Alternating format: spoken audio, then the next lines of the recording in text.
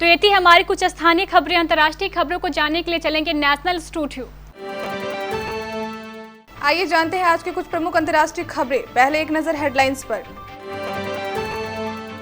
NDA में seat sharing की घोषणा, जेडीयू को 122 तो बीजेपी को 121 सीटें। बीजेपी भी जारी करेगी प्रत्याशियों के नाम।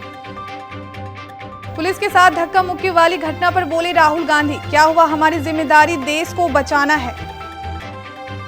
अलवर गैंग रेप के सभी आरोपी दोषी करार, 4 को उम्र कैद की सजा। पीड़िता का वीडियो किया था वायरल। अनलॉक 5 में स्कूल खोलने पर शिक्षा मंत्रालय ने जारी किए गाइडलाइन। काफी समय से हो रहा क्वाड के जरिए ड्रैगन को काबू करने का प्रयास, इस बार फिर चीन की बड़ी धड़कनें। नेहा कक्कर की शादी की खबरों पर आया एक्स बॉयफ्रेंड हिमांशु कोहली का रिएक्शन, कहा अगर ऐसा है तो मैं खुश हूं। भुवनेश्वर और अमित मिश्रा पूरे सीजन से बाहर, दिल्ली एसआरएच को झटका। राष्ट्रीय जनतांत्रिक गठबंधन में सीटों के बंटवारा की घोषणा हो चुकी है। भारतीय जनता पार्टी एवं जनता दल यूनाइटेड का संयुक्त संवाददाता सम्मेलन में बताया गया कि जेडीयू 122 तो बीजेपी 121 सीटों पर चुनाव लड़ेंगे। जेडीयू अपने कोटों में से 7 सीटें हिंदुस्तानी अवाम मोर्चा को देगा, तो बीजेपी अपने 9 सीटों विकासशील इंसान पार्टी को देगा। कांग्रेस नेता राहुल गांधी ने मंगलवार को उस घटना पर प्रतिक्रिया दी है जब पिछले हफ्ते वो हाथरस जा रहे थे और पुलिस के साथ धक्का मुक्की में वो जमीन पर गिर पड़े थे।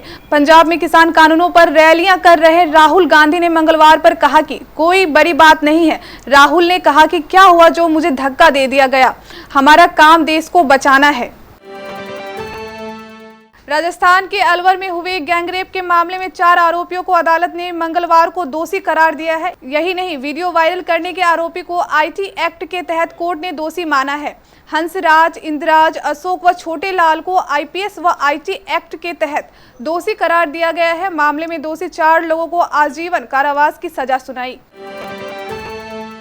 गाइडलाइंस 5 के मुताबिक 15 अक्टूबर के बाद स्कूल और कोचिंग संस्थान क्रमबद्ध तरीके से खोले जा सकते हैं। हालांकि स्कूल और शिक्षण संस्थान खोलने का फैसला राज्य और केंद्र शासित राज्यों के हाथ में होगा। मंत्रालय का कहना है कि राज्य चाहे जो स्टैंडर्ड ऑपरेटिंग प्रोसीजर का पालन अपने स्थानीय जरूरतों के हिसाब से भी कर सकती है। चीन से बढ़ते तनाव के बीच दावोस की बैठक जापान की राजधानी टोक्यो में शुरू हो गई। इस बैठक में मेजबान जापान के अलावा भारत, ऑस्ट्रेलिया और अमेरिका के विदेश मंत्री भाग ले रहे हैं। 2 दिवसीय ये बैठक चीन के इर्द गिर्द हो रही है। इस बैठक से पहले ही चीन के तेवर देखने वाले हैं। चीन पहले ही कह चुका है कि क्वाड के जरिए सभी 4 देश उसको घेरने का प्रयास कर रहे हैं, जबकि वो किसी भी देश के खिलाफ नहीं है।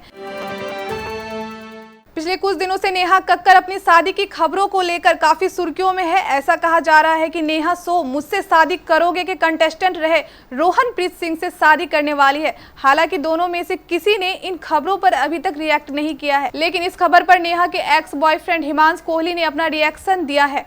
ई टाइम्स से बात करते हुए हिमांशु ने कहा, अगर नेहा शादी कर रही है तो मैं उनके लिए खुश हूँ। वह अपनी लाइफ में आगे बढ़ रही है, उनके साथ कोई है और यह देखकर अच्छा लग रहा है।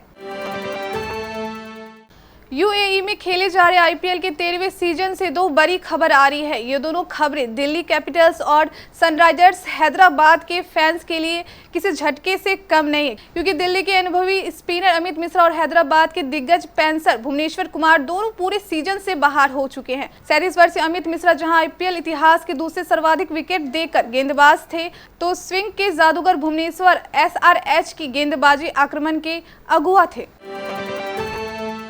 अंतर्राष्ट्रीय खबरों के बाद स्थानीय खबरें जानने के लिए चलेंगे प्राइम स्टूडियो।